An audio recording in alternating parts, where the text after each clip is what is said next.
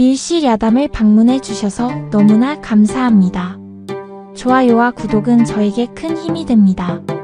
그럼 오늘의 이야기 시작하겠습니다. 옛날 옛적 조선 후기, 추위가 뼛속까지 스며드는 겨울날이었습니다. 눈발이 휘날리는 그날, 한 청년이 강물을 건너 장터로 향하고 있었어요. 청년의 이름은 길수. 가난한 머슴 집안에서 태어나 온갖 굳은 일을 도맡아 하며 살아가는 25살 총각이었죠. 길수의 품 안에는 무명 천에 고이 쌓인 돈주머니가 들어있었습니다. 1년 동안 구걸하듯 모은 품삯 전부였어요. 손끝이 시려서 몇 번이나 떨어뜨릴 뻔했지만 길수는 그 돈주머니를 생명처럼 꼭 붙들고 있었죠. 병든 어머니를 위한 쌀 한 가마를 사러 가는 길이었거든요. 어머니, 조금만 더 기다리시오. 오늘 반드시 쌀을 구해오겠습니다. 길수는 중얼거리며 발걸음을 재촉했어요. 어머니는 석 달째 알아누워 계셨는데 미음 한술 제대로 넘기지 못하실 정도로 몸이 약해져 계셨거든요. 약값도 쌀값도 마련하기 어려운 형편이었지만 길수는 포기할 수 없었습니다. 장터에 도착하자 사람들의 목소리가 요란하게 들려왔어요. 겨울 장터 특유의 분주함이 길수의 마음을 조금이나마 따뜻하게 해주었죠. 김이 모락모락 나는 군고구마 냄새, 막걸리 한 잔에 목을 축이는 나그네들의 웃음소리가 어우러져 있었습니다. 길수는 쌀가게를 찾아 이리저리 둘러보았어요. 가격을 물어보니 품삯으로는 겨우 한 가마 정도 살 수 있을 듯했습니다. 마음이 급해진 길수는 돈주머니를 꺼내 쌀을 담을 자루를 준비하고 있었죠. 그때였습니다. 갑자기 장터 한편에서 고함 소리가 터져 나왔어요. 도둑놈을 잡아라. 소매치기다. 순식간에 장터가 아수라장이 되었습니다. 사람들이 이리저리 뛰어다니며 소매치기를 쫓아가는 바람에 길수도 그 속에 휘말리고 말았어요. 누군가 길수의 등을 세게 밀었고 길수는 비틀거리며 넘어질 뻔했죠. 이놈아, 어디로 도망가느냐? 저기다. 저놈이다. 아수라장 속에서 길수는 정신을 차리려 했지만 이미 늦었습니다. 손에 들고 있던 쌀자루가 보이지 않았거든요. 사람들에게 떠밀리는 사이에 어디론가 사라진 것이었지요. 아, 아닙니다. 그것보다 제 쌀자루가. 길수는 급하게 바닥을 뒤져보았지만 쌀자루는 온데간데 없이 사라져 버렸죠. 1년 동안 고생해서 모은 돈으로 산 소중한 쌀이었는데 말이에요. 길수의 얼굴은 하얗게 질려버렸습니다. 어쩌면 좋을꼬. 길수는 무릎을 꿇고 앉아 절망에 빠져 있었어요. 어머니의 미음을 끓일 쌀도 다시 쌀을 살 돈도 없었거든요. 눈물이 볼을 타고 흘러내렸죠. 바로 그때였습니다. 낡은 고무신을 신은 발이 길수 앞에 멈춰 섰어요. 길수가 고개를 들어보니 한 여인이 숨을 헐떡이며 쌀자루를 품에 안고 서 있었습니다. 이거 맞으시지요? 여인의 목소리는 바람처럼 조용했어요. 길수는 눈을 크게 뜨고 여인을 바라보았죠. 26쯤 되어 보이는 여인의 얼굴에는 따스한 미소가 번져 있었습니다. 머리는 깔끔하게 빗어 올렸고 비록 옷은 낡았지만 단정한 모습이었어요. 어떻게 하셨습니까? 아까 소동이 일어났을 때 보았어요. 다행입니다. 주인을 찾아서. 여인은 조심스럽게 쌀자루를 길수에게 건네주었습니다. 길수는 떨리는 손으로 쌀자루를 받아들였어요. 틀림없이 자신의 것이었죠. 고맙습니다. 정말 고맙습니다. 은인이십니다. 길수가 고개를 조아리며 인사하자 여인은 조용히 미소 지었어요. 괜찮아요. 다행히 찾으셨네요. 성함을 여쭈어도 될까요? 은인께서는 누구시옵니까? 지금은 제가 가진 게 없지만 꼭 보답하고 싶습니다. 하지만 여인은 대답 대신 가볍게 고개만 끄덕였습니다. 그리고는 돌아서서 사람들 사이로 호련히 사라져 버렸어요. 길수는 여인의 뒷모습을 멍하니 바라보고 있을 수밖에 없었죠. 참 이상한 일이군. 길수는 쌀자루를 꼭 끌어안으며 중얼거렸습니다. 겨울 장터에서 일어난 이 만남이 훗날 길수의 삶을 완전히 바꿔놓으리라는 것을 그때의 길수는 전혀 알지 못했어요. 다만 가슴 한편이 따뜻해지는 기분이었을 뿐이었죠. 길수는 쌀자루를 등에 짊어지고 집으로 돌아가는 길에 계속해서 그 여인을 떠올렸습니다. 낡은 고무신을 신고도 당당했던 걸음걸이, 조용하지만 단단했던 목소리, 그리고 사라져가는 뒷모습까지 말이에요. 언젠가 다시 만날 수 있을까요? 꼭 보답을 해야 하는데 말입니다. 길수의 작은 속삭임이 겨울바람에 실려 날아갔습니다.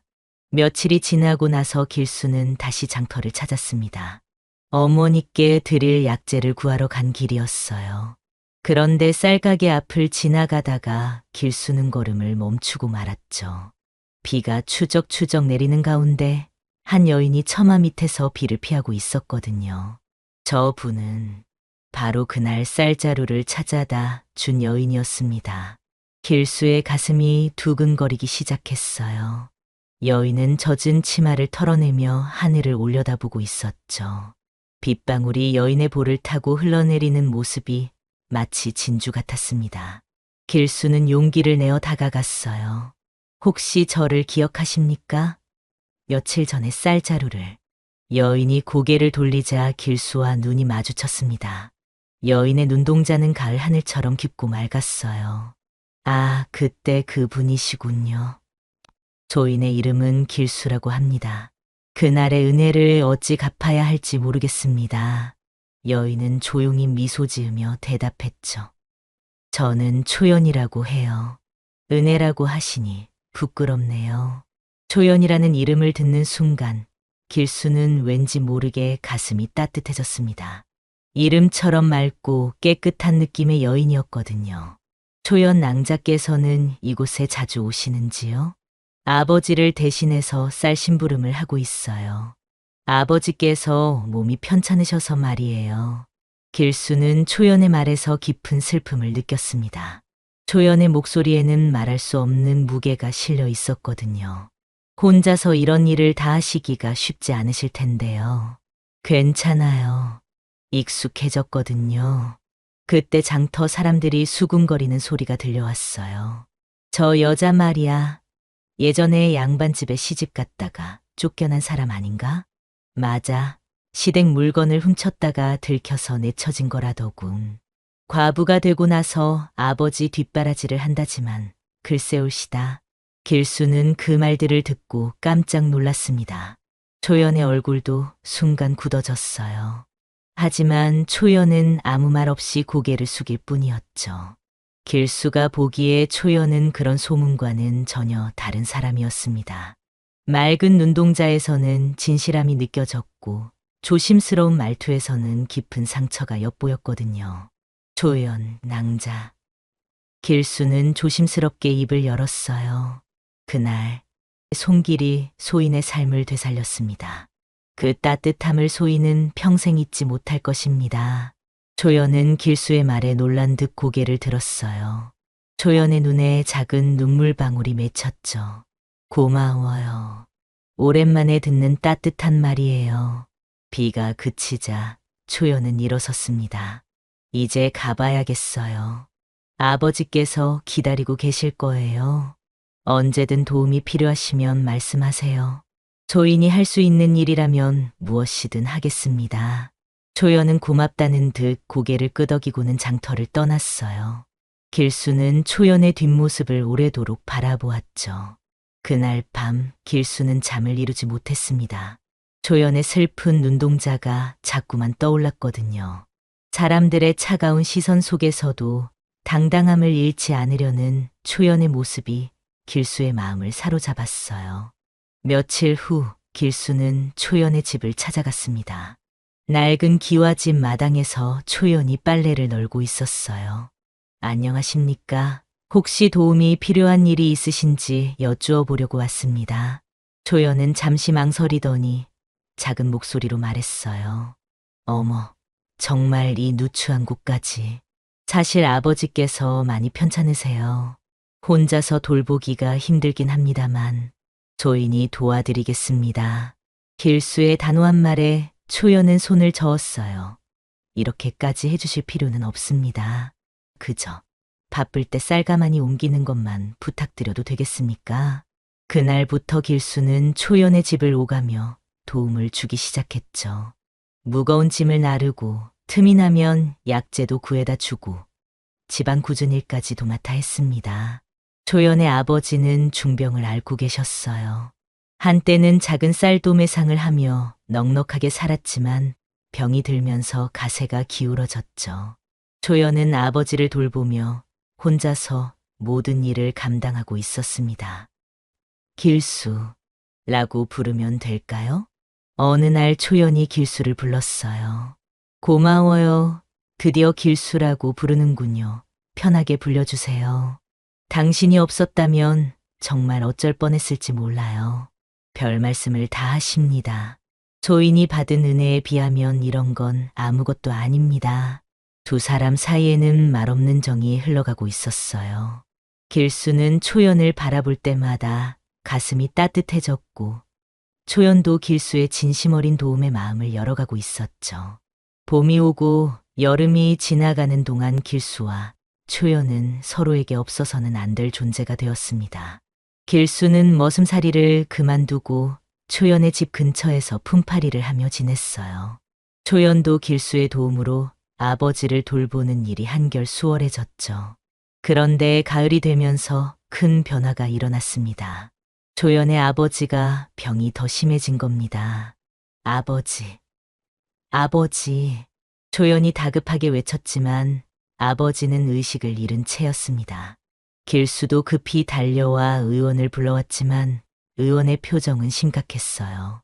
워낙 몸이 약해지신 상태에서 중풍까지 오셨으니 앞으로가 걱정입니다. 의원의 말에 초연의 얼굴이 하얗게 질렸어요. 길수는 초연의 어깨를 다독이며 위로했죠. 괜찮을 겁니다. 정성껏 돌보시면 분명 나아지실 거예요. 하지만 더 큰 문제가 기다리고 있었습니다. 초연의 작은 아버지가 나타난 거예요. 작은 아버지는 평소 욕심이 많고 권위적인 성격으로 유명했죠. 형님이 이렇게 되신 이상 내가 쌀도매상을 맡아야겠다. 작은 아버지는 아무 상의도 없이 일방적으로 선언했어요. 작은 아버지, 아버지께서 깨어나실 때까지만 너 같은 계집애가 뭘 안다고 사내 없이 무엇을 하겠다는 거냐? 작은 아버지는 초연을 마치 머슴처럼 부려먹기 시작했습니다. 창고 정리부터 장부 정리, 심지어 무거운 쌀가마 나르는 일까지 모두 초연에게 맡겼어요. 길수는 그런 모습을 보고 분노가 치밀었지만 초연이 말리는 바람에 참을 수밖에 없었죠. 괜찮아요. 아버지가 나으실 때까지만 참으면 돼요. 초연은 말없이 모든 일을 감당했습니다. 새벽부터 밤늦게까지 일하느라 얼굴이 많이 야위었어요. 길수도 최대한 도우려 했지만 한계가 있었죠. 그러던 어느 날 큰 사건이 터졌습니다. 창고에서 쌀 6가마가 사라진 거예요. 이게 무슨 일이냐? 작은 아버지가 호통을 쳤어요. 창고 문은 그대로인데 쌀만 없어져 있었죠. 창고 열쇠를 가지고 있는 건 초연네가 아니냐? 작은 아버지는 곧장 초연을 의심했습니다. 소녀는 그런 일을 하지 않았습니다. 그럼 누가 했다는 거냐? 열쇠는 내가 관리하고 있었잖아. 소식을 들은 장터 사람들도 하나둘 모여들었어요. 그리고는 수군거리기 시작했죠. 역시 과거에 시댁 물건 훔쳤던 게 사실이었나 보네. 한번 도둑질한 사람은 또 하는 법이지. 과부라서 그런가 정말 뻔뻔하네. 초연은 입을 굳게 다문 채 고개만 숙이고 있었어요. 변명하려고 해도 증거가 없었거든요. 길수는 더 이상 참을 수 없었습니다. 그 사람은 그런 이가 아닙니다. 길수가 사람들 앞에 나섰어요. 초연 낭자는 절대로 그런 일을 하실 분이 아닙니다. 제가 보증합니다. 내가 뭔데 보증한다는 거냐? 기감 머슴 주제에 그 말이 퍽이나 믿어지겠다. 작은 아버지가 비웃듯 말했어요. 그 진실을 내가 밝혀내겠습니다. 길수의 단호한 말에 사람들이 웅성거렸어요. 초연은 길수를 바라보며 작은 희망을 품었습니다. 길수만이 초연을 믿어주는 유일한 사람이었거든요. 고마워요, 길수. 초연의 작은 속삭임에 길수는 더욱 결심을 굳혔어요. 반드시 진실을 밝혀내서 초연의 억울함을 풀어주겠다고 마음먹었죠. 길수는 그날부터 창고 주변을 샅샅이 조사하기 시작했습니다. 다른 사람들은 이미 초연을 범인으로 단정짓고 있었지만 길수만은 달랐어요. 뭔가 이상한 점이 있을 거야. 길수는 창고 안팎을 꼼꼼히 살펴보았습니다. 그러다가 이상한 점을 발견했어요. 쌀가마가 있던 자리에 자국이 남아 있었는데 그 자국이 일반적이지 않았거든요. 이 무게로는 한 사람이 옮기기 어려웠을 텐데 길수는 쌀가마를 직접 들어보았어요. 성인 남자도 혼자서는 옮기기 힘든 무게였죠. 더구나 6가마나 되는 쌀을 혼자서 훔쳐내는 건 불가능에 가까웠습니다. 그리고 이 발자국은 창고 뒷문 쪽으로 향하는 발자국들이 있었어요. 여러 사람의 발자국이 뒤섞여 있었죠. 길수는 그 발자국을 따라가 보았습니다. 며칠 후 길수는 결정적인 단서를 발견했어요. 장터 뒷골목에서 쌀을 몰래 팔고 있는 상점 하인을 목격한 거였죠. 저 사람이 팔고 있는 쌀. 혹시 길수는 조심스럽게 접근해서 쌀을 살펴보았습니다. 쌀가마에 찍힌 도장이 초연 집 창고의 것과 똑같았어요. 이놈! 길수가 하인을 붙잡자 하인은 당황하며 도망치려 했어요. 하지만 길수가 더 빨랐죠. 이 쌀이 어디서 나온 건지 말해라. 모르겠습니다. 하지만 길수의 추궁이 계속되자 하인은 결국 진실을 털어놓았어요. 조연 낭자에게 죄송합니다. 저희는 그저 시키는 대로 했을 뿐입니다. 누가 시켰느냐? 그 작은 아버지께서. 하인의 고백을 들은 길수는 분노가 치밀었습니다. 작은 아버지가 쌀을 훔친 다음 초연에게 누명을 씌운 거였어요. 길수는 즉시 장터로 달려가 사람들을 모았습니다. 여러분, 진실을 밝혀내겠습니다. 사람들이 하나둘 모여들었어요. 초연도 불안한 마음으로 나와 있었죠. 쌀을 훔친 진짜 범인을 찾았습니다. 길수가 하인을 데려오자 사람들이 웅성거렸어요. 하인은 떨리는 목소리로 진실을 털어놓았죠. 조연 낭자는 무죄입니다. 진짜 범인은 작은아버지입니다. 하인의 증언에 사람들이 놀라며 수군거렸어요.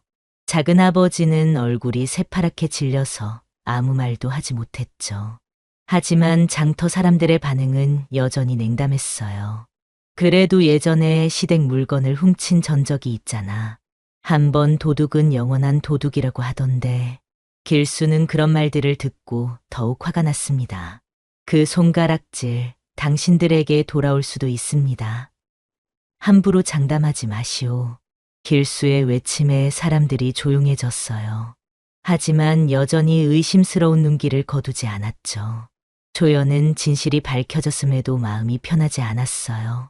사람들의 편견은 쉽게 바뀌지 않을 것 같았거든요. 길수. 조연이 조용히 길수를 불렀어요. 고마워요. 당신이 아니었다면 당연한 일을 했을 뿐입니다. 길수는 초연의 손을 가볍게 잡았어요.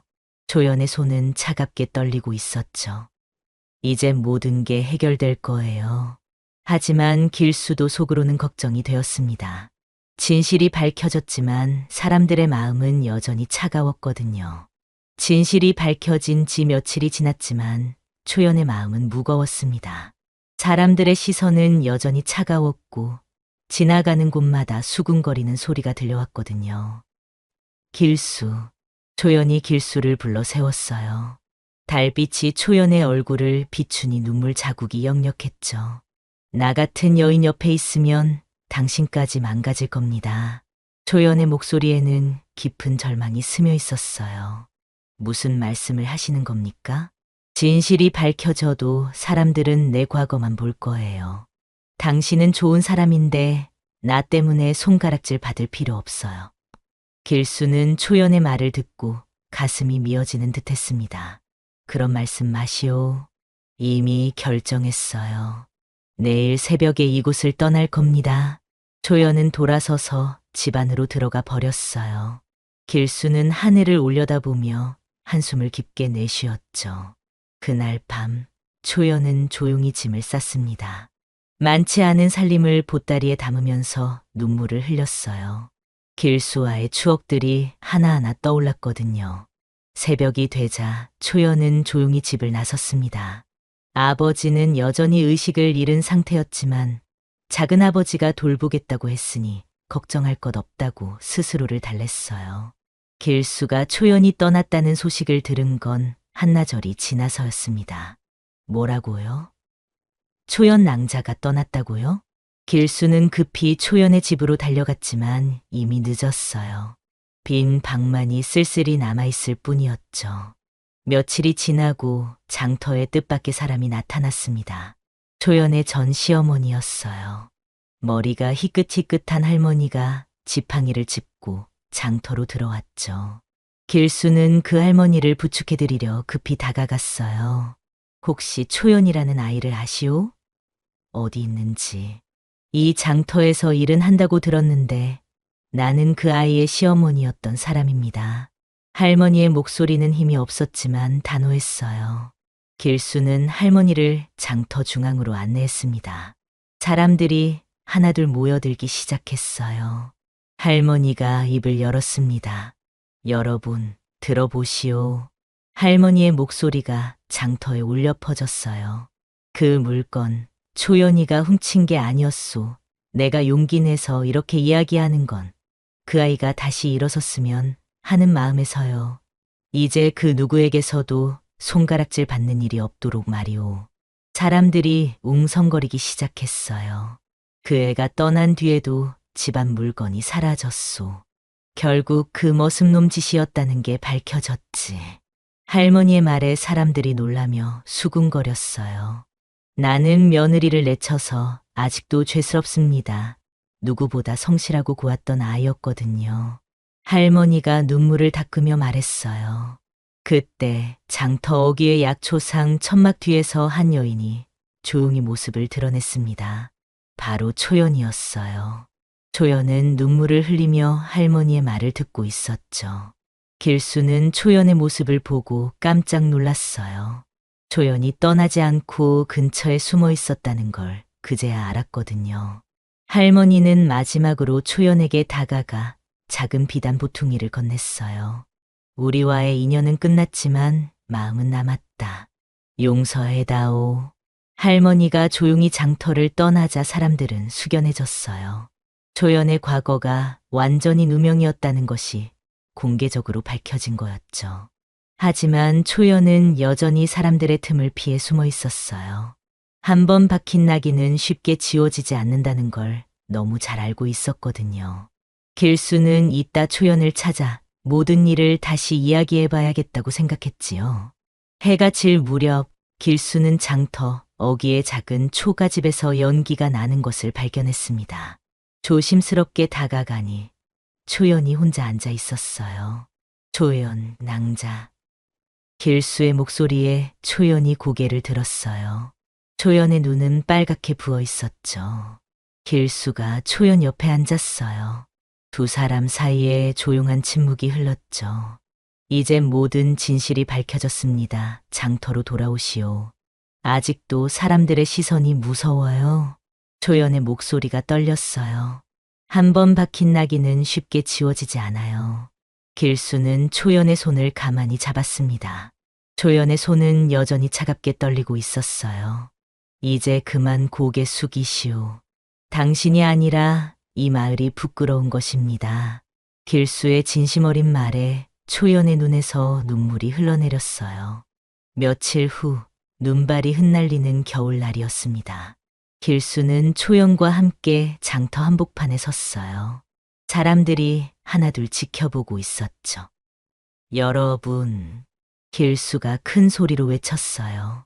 오늘부터 저는 이 여인을 제 아내로 맞이하겠습니다. 장터가 순간 조용해졌어요. 사람들이 놀란 표정으로 두 사람을 바라보았죠. 오늘부터는 제 이름으로 이분을 지키겠습니다. 길수가 초연의 손을 꼭 잡고 말했어요. 초연은 놀라서 길수를 바라보았죠. 당신과 함께라면 어떤 어려움도 이겨낼 수 있습니다. 길수의 고백에 초연의 마음이 녹아내렸어요. 길수의 눈동자에서 진실한 사랑을 느낄 수 있었거든요. 장터 사람들 속에서 하나둘 고개를 끄덕이는 사람들이 나타났어요. 길수의 진심과 용기에 감동한 거였죠. 한 할머니가 앞으로 나와 말했어요. 그동안 미안했다. 초연아. 또 다른 상인이 고개를 숙이며 말했어요. 우리가 너무 성급하게 판단했구나. 하나둘씩 사람들이 초연에게 사과하기 시작했어요. 초연은 눈물을 흘리며 고마워했죠. 고맙습니다. 정말 고맙습니다. 길수와 초연은 서로를 바라보며 미소 지었어요. 드디어 모든 오해가 풀리고 진실한 사랑을 확인한 순간이었죠. 그날 저녁 장터 사람들은 두 사람의 첫 장사를 도와주겠다며 조그마한 축하 잔치를 벌여주었어요. 쌀떡과 막걸리가 나오고 사람들의 웃음소리가 장터에 울려 퍼졌죠. 이제 정말 새로운 시작이군요. 초연이 길수에게 말했어요. 네, 우리 함께 행복하게 살아가요. 길수의 대답에 초연은 환하게 웃었어요.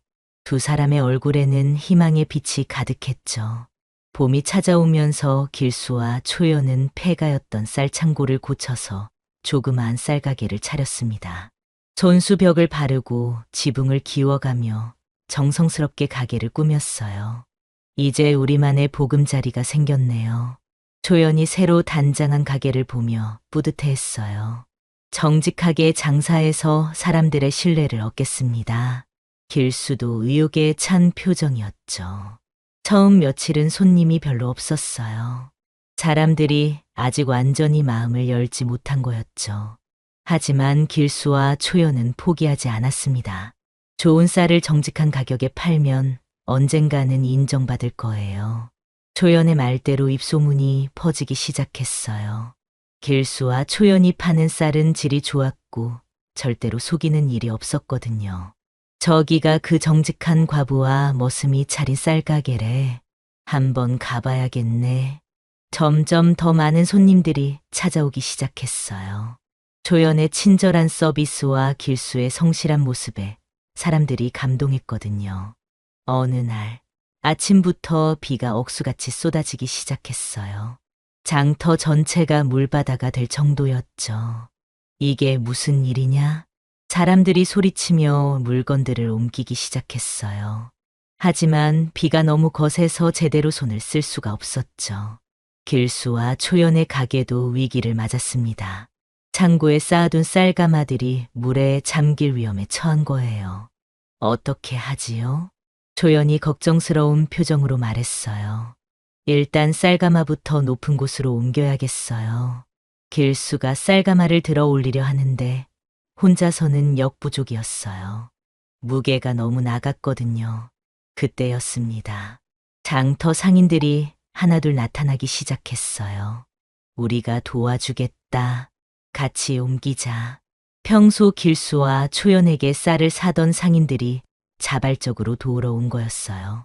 고맙습니다. 길수와 초연은 감동해서 눈물을 흘렸어요.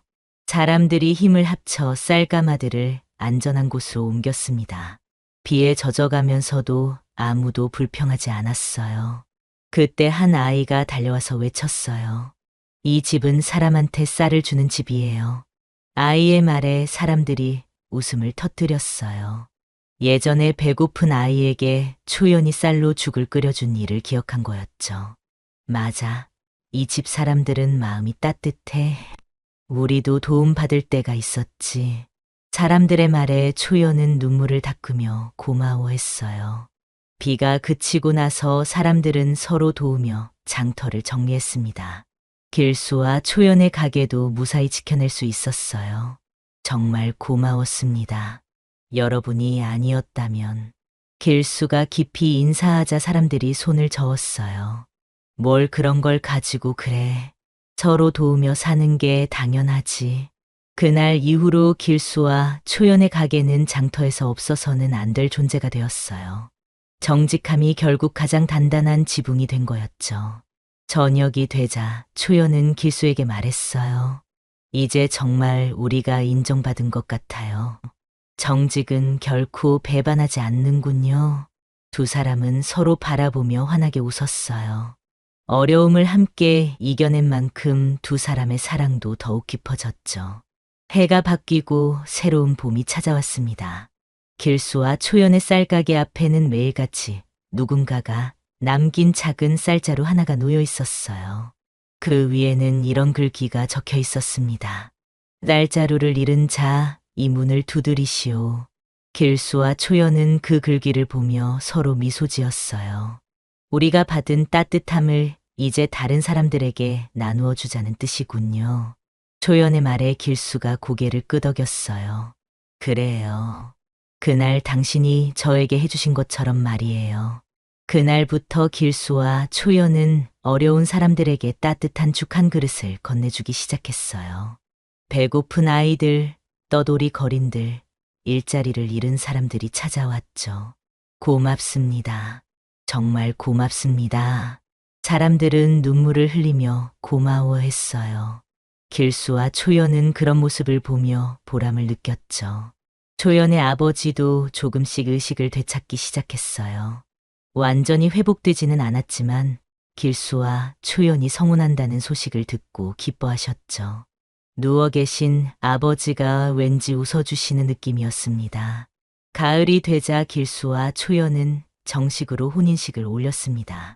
장터 사람들이 모두 모여서 축하해 주었어요. 정직하고 착한 두 사람이 만나니 보기 좋다. 오래오래 행복하게 살아라.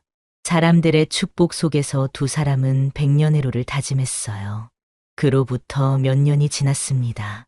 길수와 초연의 가게는 이제 장터에서 가장 믿을 만한 곳이 되었어요. 두 사람에게는 귀여운 아들도 생겼죠. 어느 날, 한 젊은 총각이 쌀자루를 안고 가게로 들어왔어요. 혹시 이 쌀자루, 여기서 떨어뜨린 게 아닌가요? 젊은이의 말에 길수와 초연은 서로 바라보며 웃었어요. 옛날 자신들의 모습이 떠올랐거든요. 아니에요. 하지만 배고프시면 따뜻한 죽 한 그릇 드시고 가세요. 초연의 말에 젊은이가 고개를 숙이며 고마워했어요. 그날 저녁 길수와 초연은 가게 앞에 앉아 석양을 바라보고 있었어요. 참 많은 일들이 있었네요. 초연이 회상에 잠기며 말했어요. 그 모든 일들이 우리를 이곳으로 이끌었군요. 길수도 감회에 젖은 목소리로 대답했어요. 앞으로도 계속 이렇게 정직하게 살아가요. 그럼요. 그것이 우리가 배운 가장 소중한 교훈이니까요. 두 사람의 가게는 더 이상 장터 가장자리의 작은 창고가 아니었어요. 사람들이 따뜻함을 찾아 돌아오는 집이 되었죠. 그 집 앞에는 여전히 작은 글귀가 붙어 있었습니다. 쌀자루를 잃은 자, 이 문을 두드리시오. 그리고 그 문은 언제나 열려 있었어요. 옛사람들이 전해주는 이야기에는 이런 교훈이 담겨 있습니다. 진심은 더디게 도착하지만 가장 오래 기억된다. 길수와 초연의 이야기는 그렇게 사람들의 입에서 입으로 전해져 내려왔어요. 정직함과 진실한 사랑이 결국 모든 시련을 이겨낸다는 것을 보여주는 이야기로 말이죠. 지금도 어디선가 쌀자루를 든 사람들이 서로를 도우며 살아가고 있을 거예요. 그리고 그들의 마음속에는 길수와 초연처럼 따뜻한 사랑이 자라나고 있을 것입니다. 세상이 아무리 차가워도 진실한 마음 하나면 충분히 따뜻해질 수 있다는 것을 이 이야기는 우리에게 일깨워주고 있어요.